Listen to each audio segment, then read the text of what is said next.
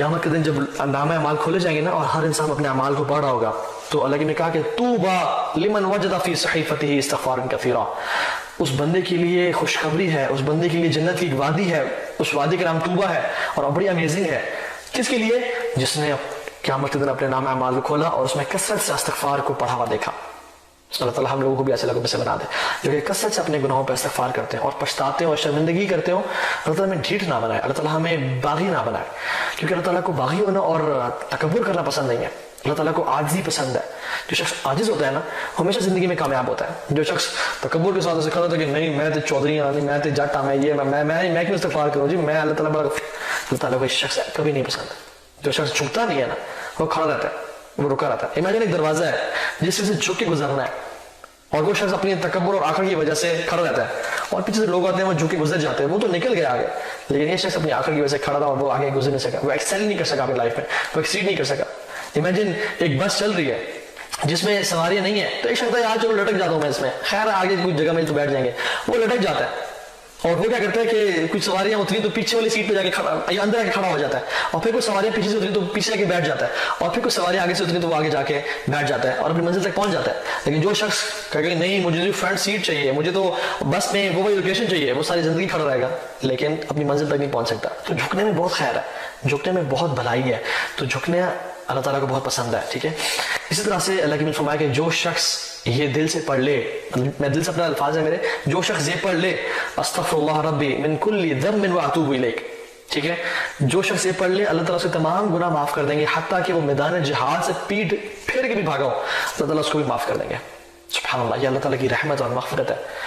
शैतान ज़लील ख़्वार हो जाता है कि मैं तो सारी जिंदगी इस बंदे को गुनाह करवाता रहा, लेकिन इसने एक दफा इस्तिग़फ़ार करके अपने सारे गुनाह माफ करवा लिए। एक सलफ थे, बड़ी अमेजिंग उन्होंने वाक़या बताया, और वाक़या तो नहीं नसीहत की। वो अपने बिस्तरे मर्ग पे थे और वो कहते हैं कि वो अल्लाह ताला उनको उम्मीद थी कि वो इस मौत में अल्लाह ताला के पास चले जाएंगे मुलाकात करने के लिए। तो लोग आए और इकट्ठे होकर कहा कि इमाम साहब आप हमें नसीहत करें। तो वो कहते हैं कि अंज़रतुकुम सौफ, I warn you against saying I will. तो क्या समझ नहीं आई?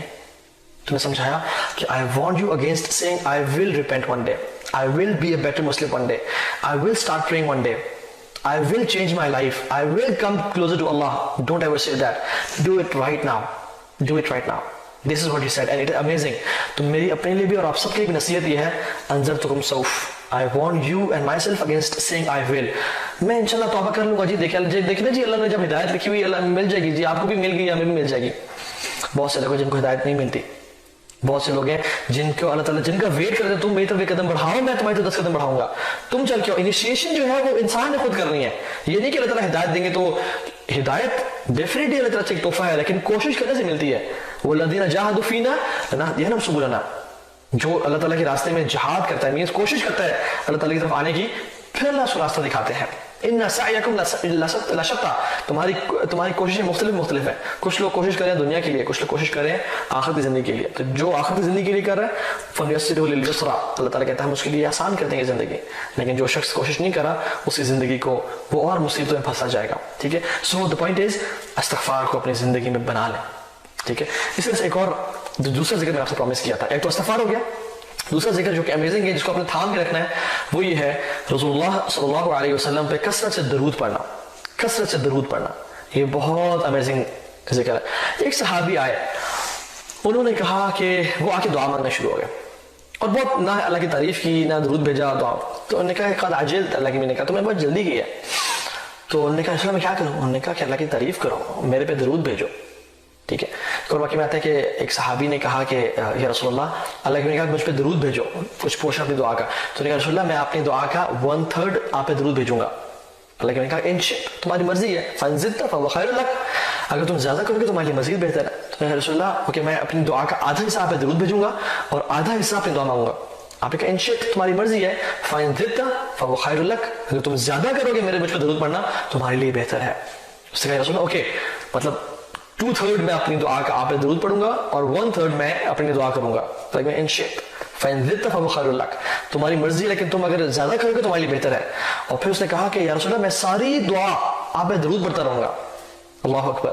लेकिन ने क्या कहा, अगर तुम ऐसा करोगे इदन तुकफ़ा हम्मुक व युग़फ़र लक ज़ंबुक اگر تم ایسے کرو گے اللہ تعالیٰ تمہارے تمام ہم اور غم مٹا دیں گے اور تمہارے گناہوں کو بھی بخش دیں گے, تمہاری فریادیں پوری کر دیں گے, تمہیں جو چاہیے وہ تمہیں پورا تمہیں دے دیں گے. اللہ اکبر, کتنی امیزنگ اللہ تعالیٰ کے نبی پہ درود بھیجنا ہے. جو شخص اللہ تعالیٰ کے نبی پہ ایک دفعہ درود بھیجتا ہے اس کے 10 گناہ معاف ہوتے ہیں, 10 درجات بلند ہوتے ہیں اور 10 نیکیاں ملتی ہیں اسے. 10 نیکیاں ملتی ہیں, 10 گناہ معاف ہوتے ہیں اور 10 درجات بلند ہوتے ہیں. اور جنت کا ایک درجہ دوسرے درجے سے کتنا فاصلہ ہے, جیسے اس دنیا سے ستارے نظر آتے ہیں. حدیث کے مطابق دنیا سے ستارے نظر آتے ہیں, اتنا ہی ڈسٹینس ہے ایک درجے کا اگلے اوپر والے درجے کا. تو 10 درجات بلند ہوتے ہیں. اور اسپیشلی آج تو فرائیڈے کا دن تھا, تو فرائیڈے دن تو کثرت سے اللہ کے نبی پہ درود بھیجنا چاہیے, کیونکہ حدیث میں آتا ہے, ایک حدیث میں آتا ہے کہ اللہ تعالیٰ مجھ میں روح ڈالتے ہیں اور درود پڑھنے والے کا درود مجھ تک پہنچایا جاتا ہے. اللہ اکبر, اللہ کے نبی تک درود پڑھنے والے کا درود پہنچایا جاتا ہے. سبحان اللہ, کتنی امیزنگ بات ہے کہ اللہ کے نبی تک ہمارا اور آپ کا درود پہنچایا جائے. اس سے امیزنگ بات کیا ہو سکتی ہے. اور ایک اور میں آپ کو ایک سٹوری شیئر کرتا ہوں, اور یہ لاسٹ انشاءاللہ بات ہے ہمارے اس لیکچر کی. شیخ صالح المغیثمی ہیں, سعودی عرب کے, بہت فیمس شیخ ہیں, بہت فیمس داعی ہیں اور بہت زبردست واعظ و نصیحت کرتے ہیں. بہت ان کا نرم دل ہے, رو پڑتے ہیں بہت زیادہ. تو وہ خود واقعہ بتا رہے تھے کہ میری ہارٹ کا بائی پاس ہو رہا تھا اور مجھے بڑی ٹینشن تھی اور بڑی, تو خیر میں نے ڈفرینٹ چیک اپس کرا کے ہاسپٹل لے جایا گیا اور میں نے انشاءاللہ اللہ پہ توکل کیا کہ ٹھیک ہو جائے گا. تو جب انہیں ہارٹ سرجری کا بائی پاس کر دیا تو اسٹیچز لگا دیے, اور پھر جب ڈاکٹرز آئے تو الحمدللہ اٹ واز آل گڈ. لیکن کچھ دیر بعد آہستہ آہستہ ایک ڈاکٹر آئے, دوسرے آئے, تیسرے آئے, چوتھے آئے, پانچویں, اور کافی سارے ڈاکٹر جو ٹاپ کے تھے وہ میرے اوپر کھڑے ہو گئے اور مجھے مجھے آبزرو کر رہے تھے, دیکھ رہے تھے. تو مجھے ان کے چہرے پہ پریشانی کے اثرات نظر آئے اور میں نے دیکھا کہ یہ تو کچھ حالات خراب ہے. تو میں نے ان سے پوچھا کہ کیا معاملات. تو انہوں نے کہا کہ آپ کے اس کو دوبارہ کھولنا پڑے گا اور دوبارہ ہمیں سرجری کرنی پڑے گی, بیکاز دیر سم پرابلم, میں بھی کوئی خون واپس گردش نہیں کر رہا جس سے کرنا چاہیے تھا, وہ ساری بات. تو کہتے ہیں کہ پہلے تو میں پریشان تھا, لیکن اب تو میری پریشانی مزید بڑھ گئی کہ اس اسٹیچز کو دوبارہ کھول کے اور دوبارہ سے ری سرجری کرنی پڑے گی. کہتے ہیں کہ میں بہت پریشان ہو گیا اور کہ اس کو دوبارہ کھولنا پڑے گا, اور وہ بھی بہت پریشان تھا اور ان کی پریشانی نے مجھے بہت پریشان کر دیا. تو کہتے ہیں کہ انہوں نے فیصلہ کیا کہ یہ we are going about it, ہم کرنے لگے ہیں یہ. تو کہتے ہیں وہ گئے اپنے انسٹرومنٹس لینے کے لیے اور سب کچھ ماسک وغیرہ پہننے کے لیے. تو کہتے ہیں میرے ساتھ میں ایک نرس کھڑی ہوئی تھی جو کہ لیبنن کی تھی. تو وہ اس نے مجھے نصیحت کی اور کہا کہ یا صالح صلی علی محمد صلی اللہ علیہ وسلم, اے صالح رسول اللہ پہ درود پڑھو, ان پہ درود بھیجو. اور کہتے ہیں کہ مجھے اس بات نے ہٹ کی اور میں نے اللہ کے نبی پہ درود پڑھنا شروع کر دیا اور مجھے یہ احادیث یاد آ گئی. تو کہتے ہیں میں نے دل سے اللہم صلی علی محمد وعلی آل محمد کما صلیت علی ابراہیم وعلی آل ابراہیم انک حمید مجید پڑھنا شروع کر دیا. کہتے ہیں میں پڑھتا رہا حتیٰ کہ ڈاکٹرز دوبارہ آئے سرجری کرنے کے لیے, ری آپریٹ کرنے کے لیے. تو رپورٹس جو فائنل رپورٹس ہوتی ہیں وہ دیکھیں تو وہ حیران اور پریشان ہو گئے اور وہ دوبارہ سے ریکنسیڈر کرنے لگے. اور جب انہوں نے دیکھا تو کہتے ہیں کہ واللہ میری ہارٹ کی کنڈیشن بالکل ڈفرینٹ ہو گئی تھی, اور انہوں نے فیصلہ کیا کہ ہمیں دوبارہ سرجری کرنے کی ضرورت نہیں ہے اور we are going about this, اور سب کچھ ٹھیک ہو گیا. اور کہتے ہیں کہ مجھے اس دن یقین آیا کہ اللہ کے نبی پہ درود بھیجنا کتنا ہی ضروری اور کتنا ہی بینیفیشیل ہے. ان اذا تکفى همك ويغفر لك ذنبك, تمہارے ہم اور غم, تمہاری پریشانیاں سب دور ہو جائیں گے اور تمہارے گناہ سب معاف ہو جائیں گے. اللہ اکبر. تو ہمیں جب بھی پریشان ہونا اللہ کے نبی پہ صلی اللہ علیہ وسلم درود کثرت سے پڑھا کریں, کیونکہ اللہ تعالیٰ اس پہ رحمتیں برساتے ہیں اس شخص پہ جو کہ اللہ کے نبی درود بھیجتا ہے, اور اسے راضی ہو جاتے ہیں, اس کی مشکلیں دور کر دیتے ہیں, اس کو رزق دیتے ہیں اور اسے گناہوں کو معاف کر دیتے ہیں. ہمیں اور کیا چاہیے؟